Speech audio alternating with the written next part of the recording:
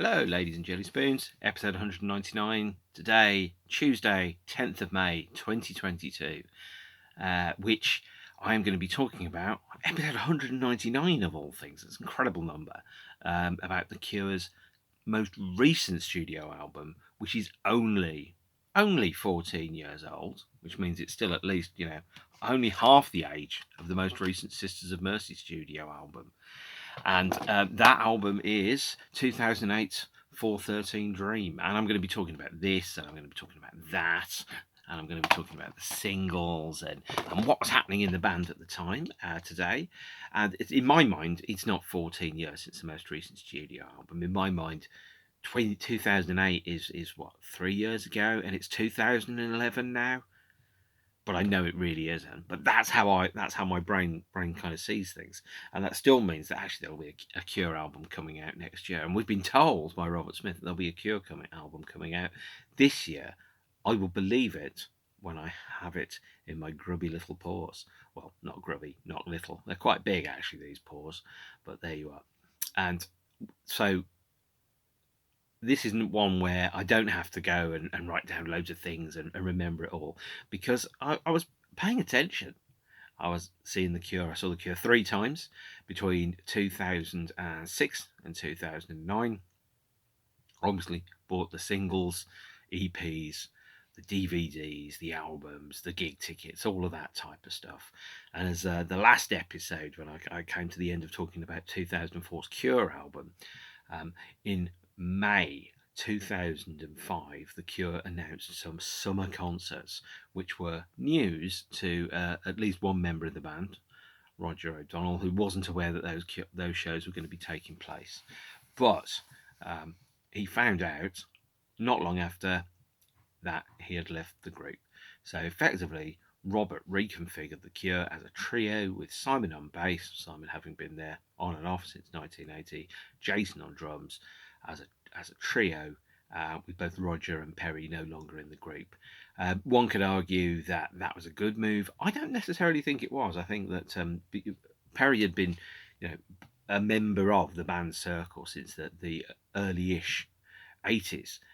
And his brother Daryl worked with Depeche Mode, and Perry, I think, became a guitar technician, and so he, as well as a fan of the band, and so he had a different perspective to The Cure than I think anybody else who'd been in The Cure had been, because he'd been a fan of The Cure before he'd been playing in The Cure, which isn't something that necessarily was the case with Boris or Roger, or, for example, even Paul or Pearl, because Pearl had been a member of the group in 1976 when they were playing the bandstands in Crawley. Whereas Perry is somebody who'd been both inside and outside the Cure organisation.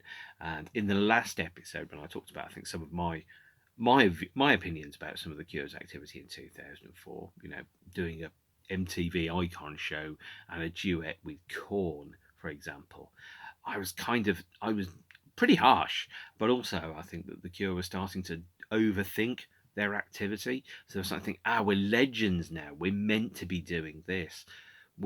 And in your mind, there's a level of success that you've achieved, and some bands really struggle with not being that successful anymore. Some bands still think that they're playing, the Birmingham NEC when they're not, or they're playing Wembley Stadium when they're playing Wembley Arena. It's those type of things which is difficult for people to necessarily grasp, that the focus of greatness and popularity hovers on a band, or hovers on a very small subset of bands for sometimes a very small period of time, even right down to the phrase one hit wonder.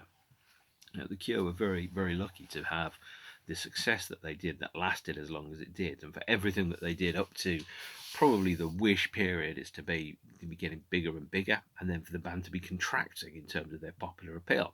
In the episode about Wild Mood Swings, I talked about why I thought that happened, in so much as, when people get into music, when you're 17, 18, for example, and if you're into music, you're really into music, it's the thing, and then your life changes, and you change, and your relationship to that music changes, and the music that you listen to you may listen to because it reminds you of being younger, when you had less things to worry about, before you had to worry about pensions and mortgages and rents and interest rates and cars and repayment plans and golf and childcare and all those type of things.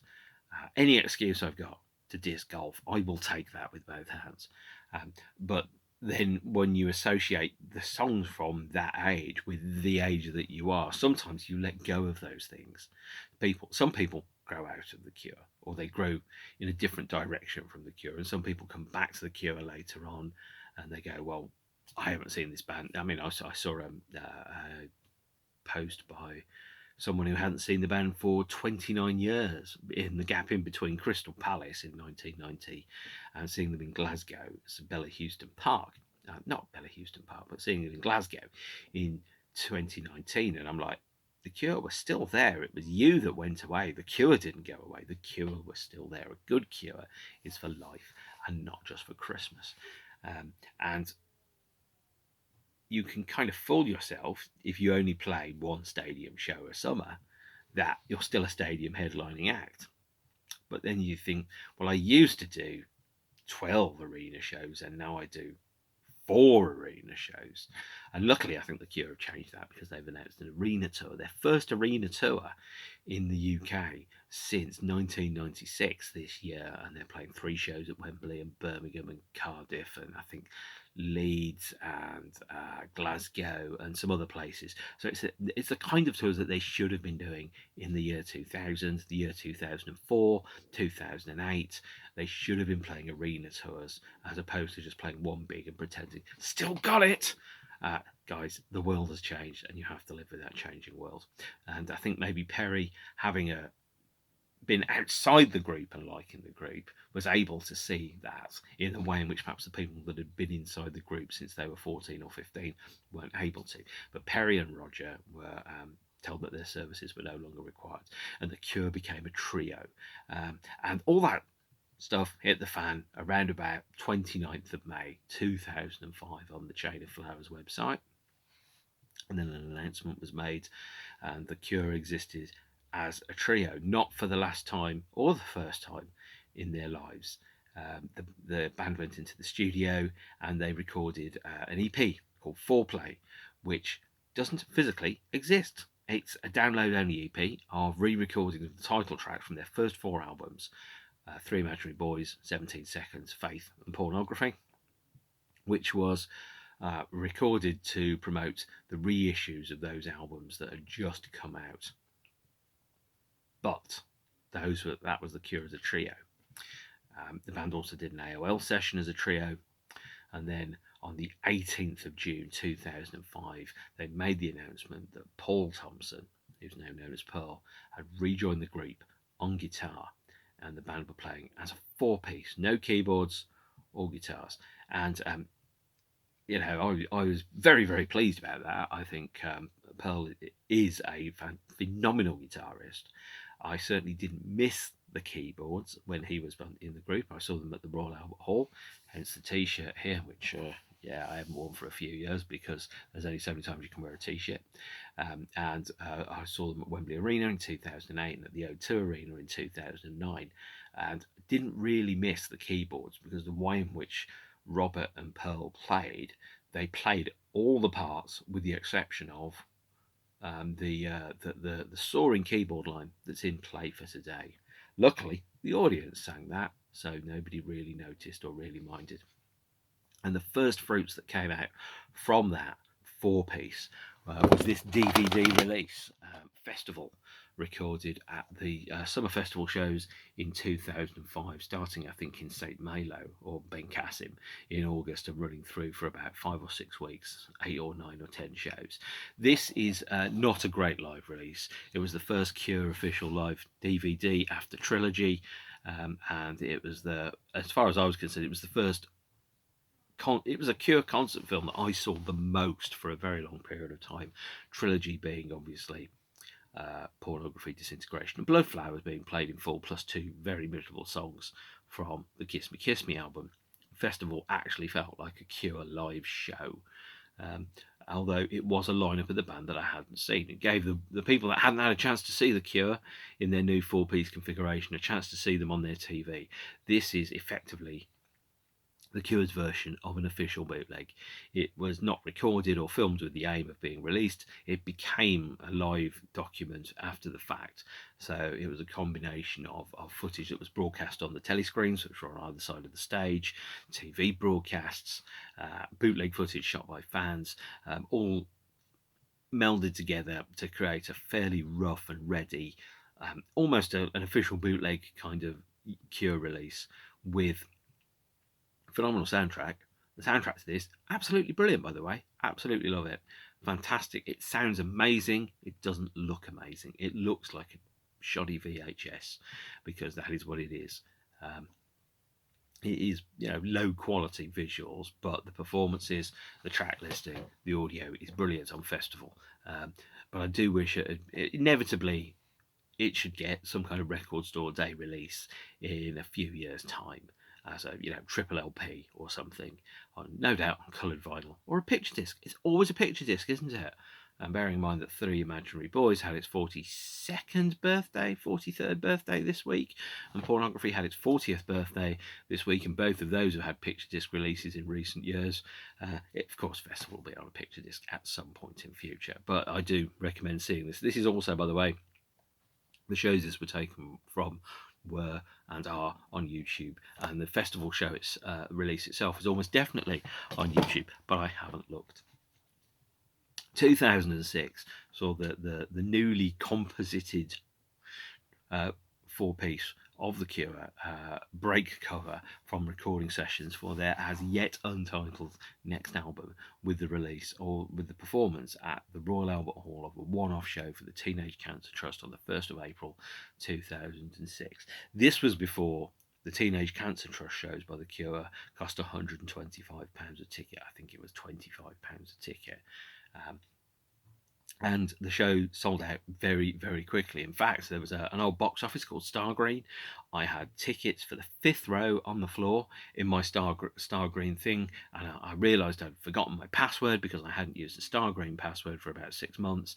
And in the time that it took for me to reset my password, those tickets were taken out of my basket and stolen from me. That said, we got to see The Cure at the Royal Albert Hall. We were in the choir seats, which was just to the right and just behind the stage, and those were £25 each. And it was a unique experience. It's to sit behind the band as they were performing and to see the view that the band had as they performed as a four-piece. It was also one of the longest shows of theirs that I'd seen. I think it was 44 songs. They came on at about 7:50. They finished at 11:25. It was a very, very long show. And they played songs like Signal to Noise and Baby Screams and things like that. Songs that I barely played, or if not, had not played for ages. Absolutely phenomenal show. Really, really loved it. It felt like I was a fan of The Cure again, after wavering a little bit with the really big show at Roskilde in 2001 and the amazing, very, very rainy show at Manchester in 2004 that I saw. And the band went back into the studio and started recording the next studio album. Now, one song from the Royal Albert Hall show is on this DVD, the Teenage Cancer Trust at the Royal Albert Hall DVD. It only features one song from the show, which is a shame because it looks and sounds incredible. That song is, unfortunately, The Kiss. Not my favourite Cure song. I think is the nicest way to describe it. My mum said, if you can't say anything nice, don't say anything at all. So I will not be doing an episode around certain bands, most specifically Shed 7. I think I haven't mentioned them for at least 20 minutes, and I do not like them at all. I do not like them, Sam. I do not like them any time of day or night at all. I should have practiced that, but I didn't. The band carried on recording the studio album, and they went on tour in Europe and the UK. To call it a UK tour is very, very generous. They played one show at Wembley Arena, and I think it was on a Tuesday, the 20th of March 2008. And of course, you can tell people that you still headline arenas if you only play one arena. So you actually can't say you headline arenas, you say headline arena. But they did 20, 25 European shows, and they did one UK show to 10,000 people. And it was a good show. They played a number of songs which were unreleased at that point, including the still unreleased A Boy I Never Knew, a song written by Robert to the children that he never had. And a studio version of A Boy I Never Knew does circulate on YouTube. Go and look for it, but it has not been officially released.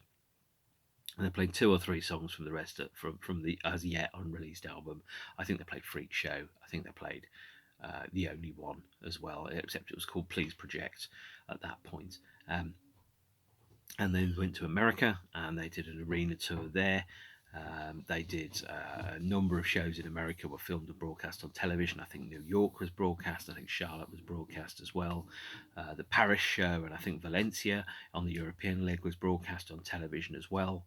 So between those, if you were astute at picking up MP3s from blogs, you were able to get 6 or 7 of the songs from the album before the album came out.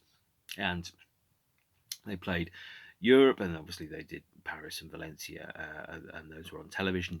They did America, and I think Charlotte and New York were on television as well, Madison Square Gardens. And then they kind of launched the album with a series of singles, which came out on the 13th of every month, starting on the 13th of May 2008. Which, oh God, if I was cynical, I would have timed it to be the 13th of May.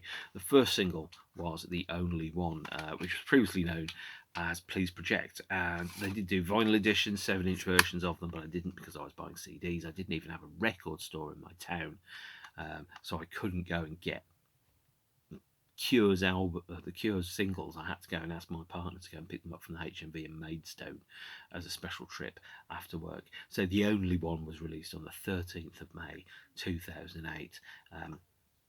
It's backed with a track called NY Trip. It's not the best Cure song you'll ever hear. I think it's fair to say it's a perfectly cromulent first single from the album, but it's nothing amazing or exceptional. And I think it's fair to say that the 413 Dream album is, in my eyes, one of the lesser Cure albums, but it is the only one that I've had, and the only one that anyone's heard, I think, in the previous 18 years. So you can't look a gift Cure in the mouth. And on the 13th of June, whilst the band were in the middle of America, they released the second single, which is called Freak Show. And this is backed with a B-side called All Kinds of Stuff. There's the CD single of Freak Show. It's not particularly great, although it does have a cowbell in it, and we all know songs need more cowbell. But as Robert frequently says when he plays Freak Show, he plays the cowbell and it's not his instrument because he's not very good at it. And then the third single from the album was released. Again, this was on, I think, the 13th of June, and it was called Sleep When I'm Dead, I think. Although it might be actually 13th of July, Sleep When I'm Dead, which is actually a song that was written during the Head on the Door sessions in 1985, but the band didn't finish at that point. They then came back to it, so obviously Simon, Pearl and Robert, being in that lineup of the group, decided there was some mileage in revisiting the song, rewrote it and released it as a single, backed with Down Under. The writing credits on this particular song, I think, are very clearly Smith, Gallup, Cooper, and Thompson. So it's not officially regarded as a song from that period. So you don't get a Boris Williams or a Lol Tolhurst writing credit, depending on whether Lol actually wrote anything or not. That's a story for another time, I think. And the last single from the album, which was again released a couple of months before the album came out, was the fourth and final single. It's called The Perfect Boy, and it's backed with a track called Without You. Here again is the 2-track CD single, really giving you value for money here. Again, picked up from the HMV in Maidstone, because my town doesn't have a HMV. It didn't have a HMV then. And these are okay songs, they're okay, they're fine. But I'm always reminded of what Brian Ferry said when someone said, Brian, why don't you write more original material? And it's like, well, there's only so many songs about cars and swimming pools and girls that I can write. And if you're very well off and financially secure, and you're in the context of a stable and loving relationship, then the songs that you write, they're quite boring if they're a reflection of your life, because it's like, well, I've got a nice house, I've got a nice car, I love my cat, I'll do a song called Love Cats, but then there's only so many songs about a broken heart that you can write if you don't necessarily have that or haven't experienced that. David Gedge says, well, one of the first questions he was asked by an American radio station was, how many times have you had your heart broken? It's like, I make this all up. I watch and observe what other people do, and then I write about it and my experiences of what I think it might be like to be in that situation. So there you have it. And obviously, The Perfect Boy, by the way, I haven't forgotten there is a song called The Perfect Girl that's on the Kiss Me, Kiss Me, Kiss Me album. It may be seen as a bit of a response to that. Then the final release before the album came out, this came out I think on the 13th of September. It is the now I've never pronounced this before, the Hypnagogic States EP. And you might go, well, what is that? Well, I'm glad you asked that, because the Hypnagogic States EP was a confusing release. iTunes priced it up as an album because of its length, but it isn't. It's a 5-track EP of remixes of songs from the 413 album. The first track is the only one. It's remixed by 30 Seconds to Mars, and the second one, Freak Show, is remixed by Jade Puget. The third one is remixed by Gerard One, whoever he is.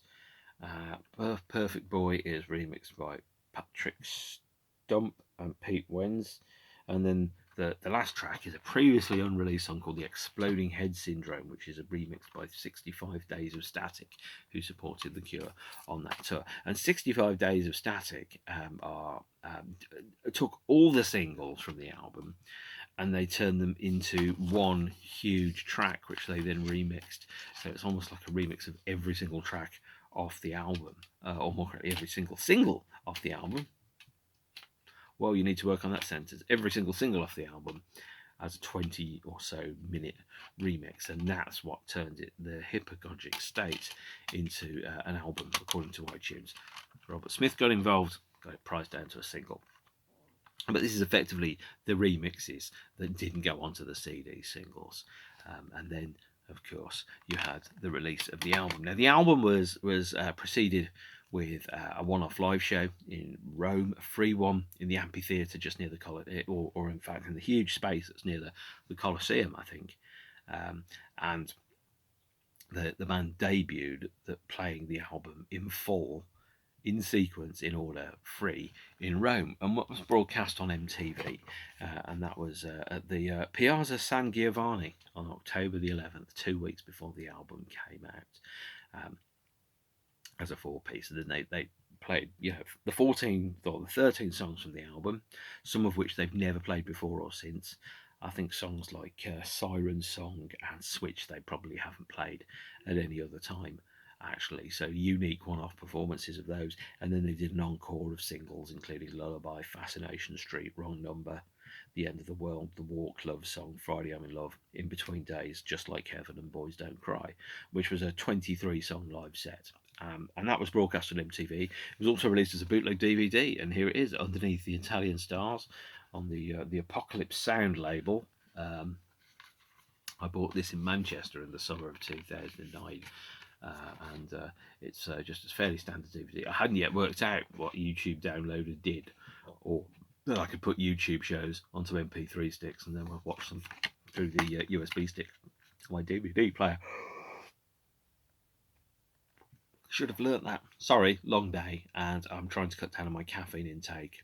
Not a reflection on you, reflection on me, really. I haven't had any time off work for 4 months. I was off poorly with COVID, and I didn't have any actual rest as such. So I'm very much looking forward to having some time off work at the end of this month. But Underneath the Italian Stars, probably can't get it now, but the show is streaming on YouTube. It's the whole show, and obviously it's a TV broadcast, so I regard it as being, the 413 tour.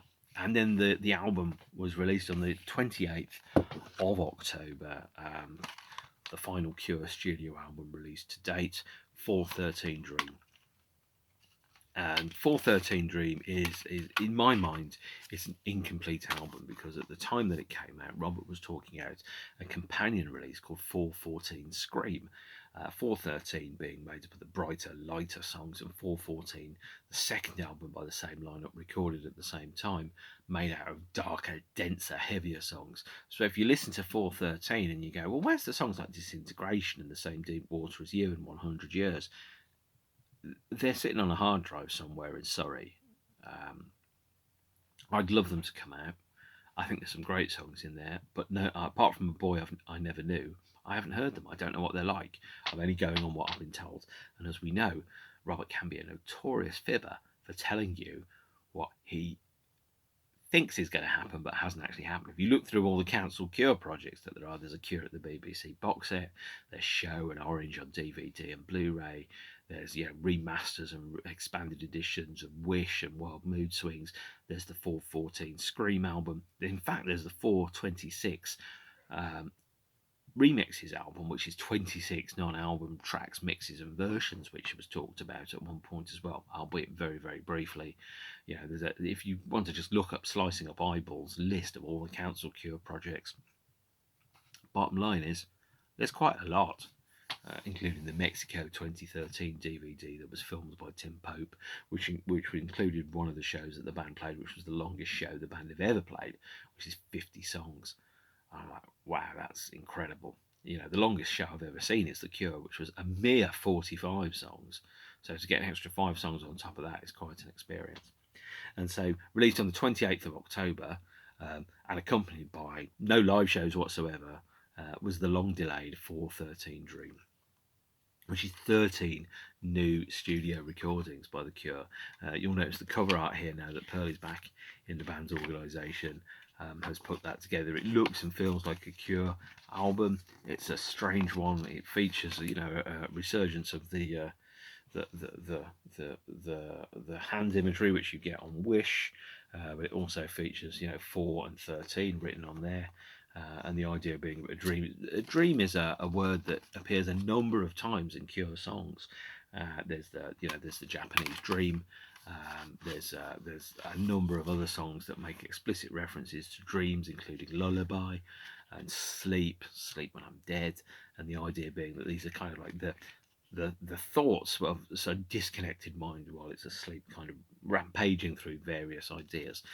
It's a good studio album. I'm not a huge fan of the production, but it's a good album, not a great one. I was expecting more when I listened to it, and I thought it's kind of like a bit of a middle ground between Wild Mood Swings and Wish. It's got that kind of light, airy, poppy element, but also it's got that twin guitar attack, which you get from Pearl and Robert. And Pearl and Robert, when they play guitar together, are very good at layering, actually, in the way that, for example, people talk about Keith and Ronnie in the Rolling Stones. They're very good at layering and complementing each other's playing style and creating a wall of guitars, which sounds bigger than it is and compensates for the lack of keyboards, so to speak. And you could say, well, maybe having keyboard player in The Cure was because maybe the second guitarist, or in fact, when The Cure first added a keyboard player in 1983, it was largely because Lol hadn't been sacked and he needed to do something and he learned to play keyboards. It wasn't naturally an evolution, I think. The other members of the band, when they're operating as a trio, both Robert and Lol and Simon were playing keyboards whilst they were like drum machines or not playing guitars or something like that. Or I think Simon played keyboards with his foot, using a foot pedal setup at certain points as well. But you kind of think, okay, so actually having a keyboard player was the result of Lol realizing or moving away from playing drums, and then that became a more permanent position, and then it became a habit or a legacy even, and then moved beyond it. So it's quite a heavy album. It's got some great songs on it, some not so great songs on it. As I've mentioned before, it has The Only One, Freak Show, The Perfect Boy, Sleep When I'm Dead on there, and they're all dotted through the album. It opens with Underneath the Stars, which is a song that they haven't played live enough, in my opinion. In fact, I don't think they've played it since 2009, maybe. I must admit, I should have checked this, but Underneath the Stars is not a song that they've played enough. I've seen them play it once, so they've only played it once in the UK. and then there's The Reason Why, which is on there as well, and Siren Song and The Real Snow White. There's a song that they play live quite a lot, which is The Hungry Ghost, which is on here. And there's also It's Over, which the band, I think, should play more often. They last played it at the Meltdown show in 2018. And when I saw the last show in the UK by the four-piece lineup that made this album, that was at the London O2 Arena, where the band were given, I don't know, something like a Godlike Genius Award by the NME in the days when the NME still existed. And they did a themed set, which was one song from every album, 6 from the most recent album and 6 from the first album, which was quite an experience, actually, as a show. I saw 6 songs from the album, presumably the 4 singles, It's Over and Underneath the Stars, I would have thought, although I haven't checked the set list. And the show, again, that was broadcast on television. Not a surprise, is it? But the band didn't tour after the release of 413 Dream at all, which I think didn't do them any favours at all. They played 2 shows, I think, in LA and America in December. They played 2 shows in the UK, so they did a contest winners show at Brixton Academy, and they played the London O2 Arena in February, and then they played, I think, the Las Vegas Theatre and the Coachella in April 2009. Coachella being the last show by the 4-piece lineup of The Cure. And the Coachella show dragged on so long that the power was cut halfway through jumping someone else's train, and that meant that was the end of that lineup of The Cure.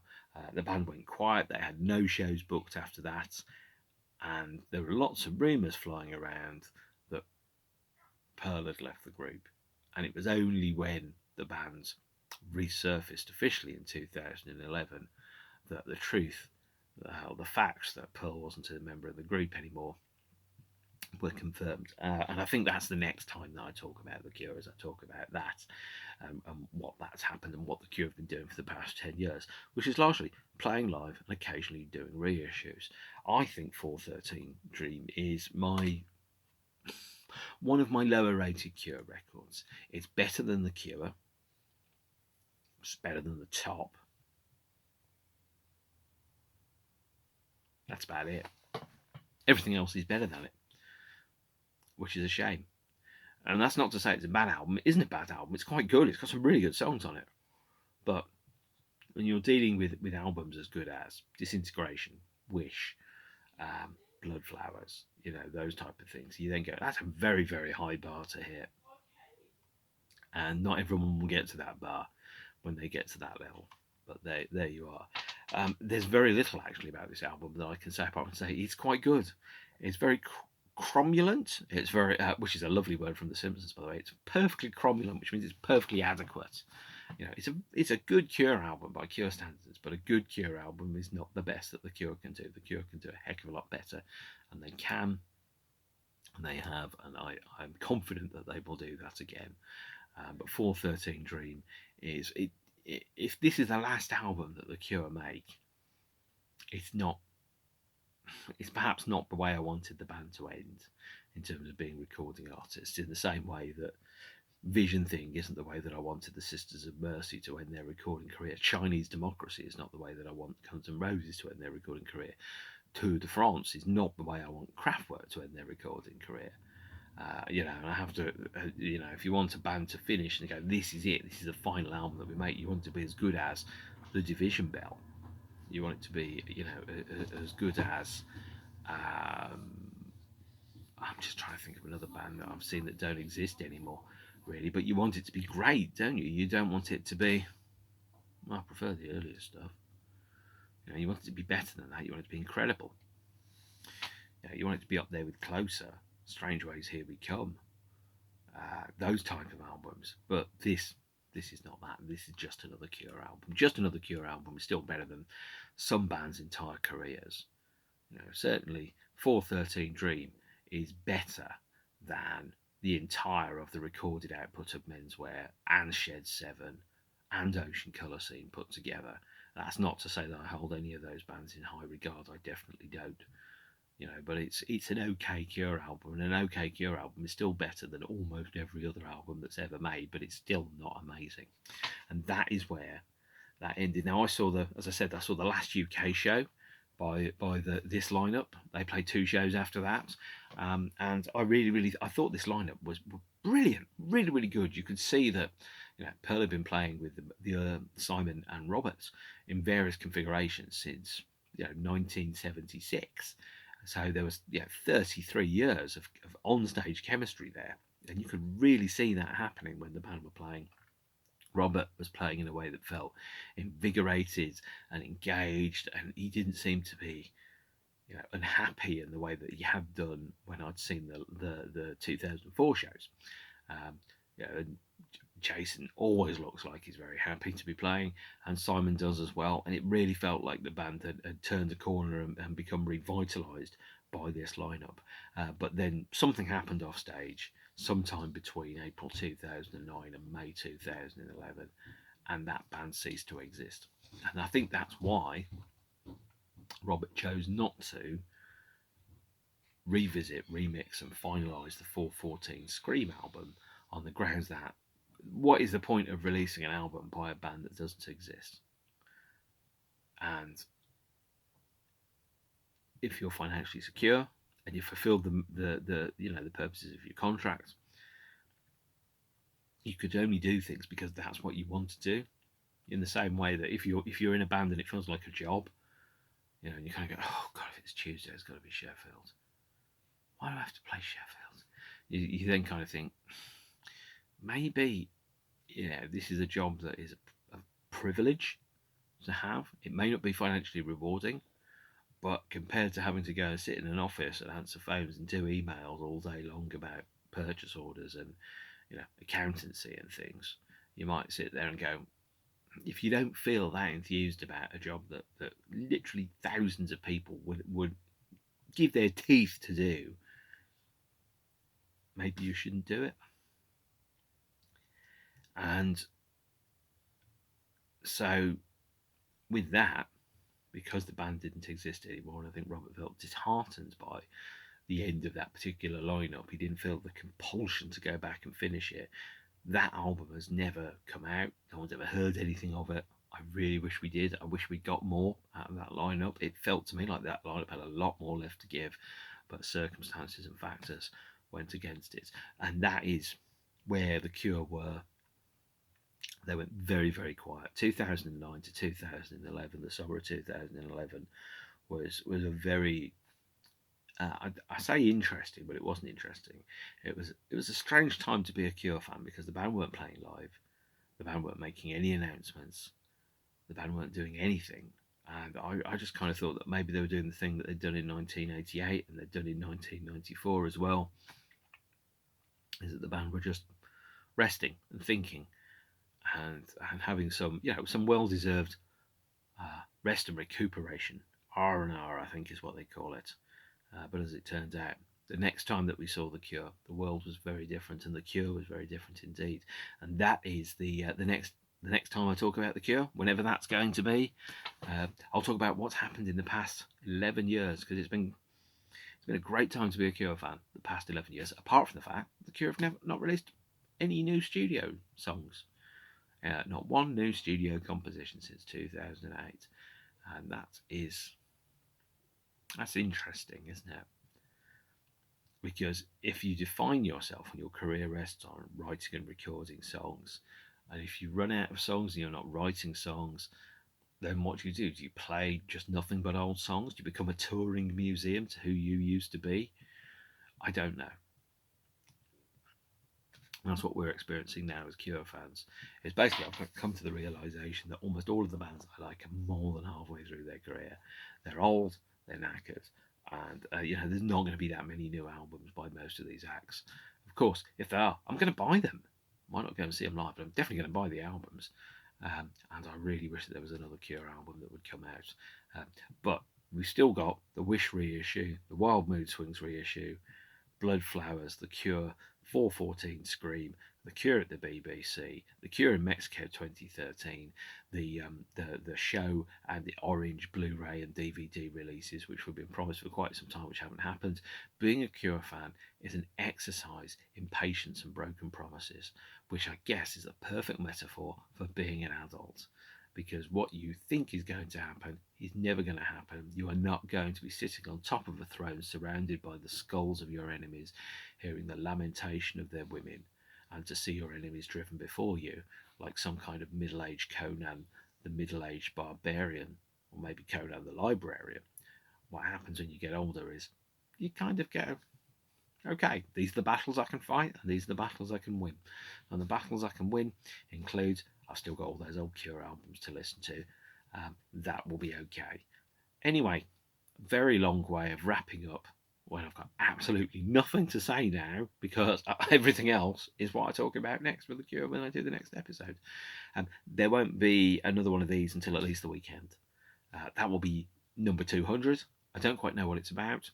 I may have a guest, I may not. I may be in a different room. I know some of you aren't going to believe that. You think I just live in this room forever. I don't. Sometimes I even leave the house.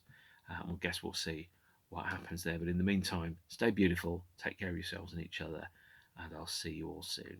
Thank you, and bye.